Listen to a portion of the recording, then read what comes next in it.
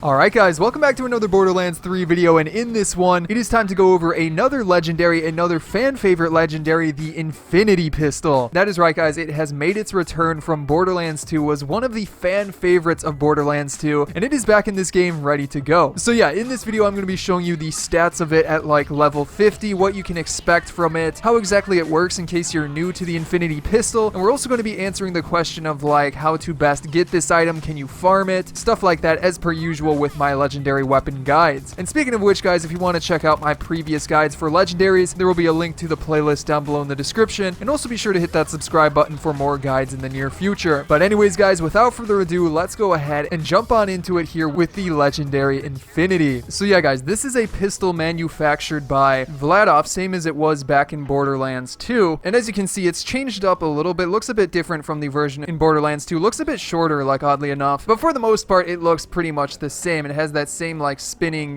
barrel and stuff like that, and it's, the Infinity, the classic Infinity overall. Now then for the stats of it, for this one, as you can see here for level 50, it gets around, 377 damage, accuracy of 89%, handling of 60%, reload time, doesn't really matter.